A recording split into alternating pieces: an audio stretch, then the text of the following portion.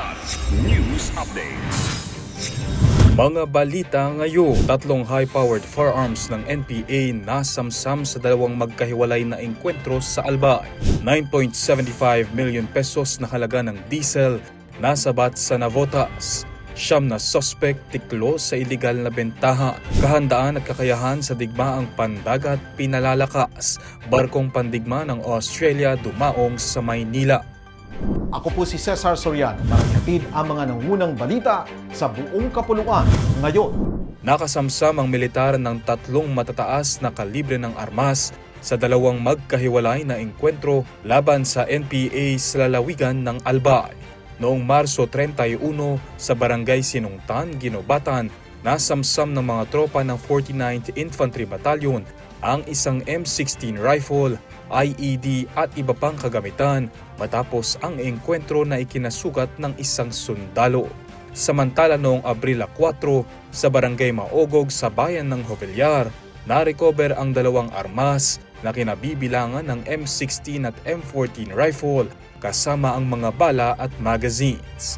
Ayon kay Battalion Commander Lieutenant Colonel Michael Madayag, patuloy ang operasyon ng militar upang mapanatili ang kapayapaan at seguridad sa mga komunidad.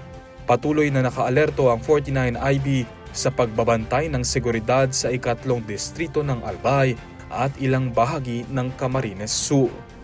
Arestado ang siyam na individual sa operasyon laban sa iligal na bentahan at imbakan ng petroleum products sa Market 3 Pier 5 Navotas Fishport Complex, Barangay NBBS Navotas City, bandang alas 12:30 ng tanghali ng Martes, Abril 7. Na-recover ng mga otoridad ang kabuuang 65,000 na litro ng diesel na tinatayang nagkakahalaga ng 9.75 million pesos. Kabilang ang 15,000 na litro mula sa fuel tanker at 50,000 na litro mula sa isang cargo vessel na ginawang imbaka. Nasamsam din ang mga hose at pumping equipment na ginagamit sa operasyon. Pinangunahan ng Philippine National Police Highway Patrol Group o PNP-HPG ang operasyon at nag-inspeksyon sa mga nakumpiskang produkto. Nahaharap sa kaukulang kaso ang mga sospek habang nagpapatuloy ang investigasyon. Lalong pinatatag ng Pilipinas at Australia ang kanilang ugnayang pangseguridad matapos dumaong sa Maynila ang guided missile frigate na HMAS Toowoomba ng Royal Australian Navy para sa port visit hanggang April 11, 2026.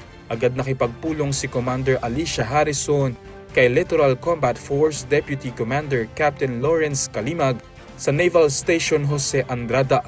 Kinatawan ni Philippine Navy Chief Vice Admiral Jose Maria Ambrosio Ezpeleta upang talakayin ang pagpapalawak ng maritime cooperation. Bahagi ng pagbisita ang joint exchanges at technical engagements upang pahusayin ang interoperability ng dalawang hukbong dagat. Ayon sa Navy, ang hakbang ay sumasalamin sa mas pinaigting na koordinasyon sa seguridad at presensya sa rehiyon sa gitna ng umiigting na hamon sa karagatan. Para sa Kidlat News Channel, ako si Renzel Lenon, nag-uula. Ako po si Cesar Soriano, kasama nyo sa bawat pagputok ng balita.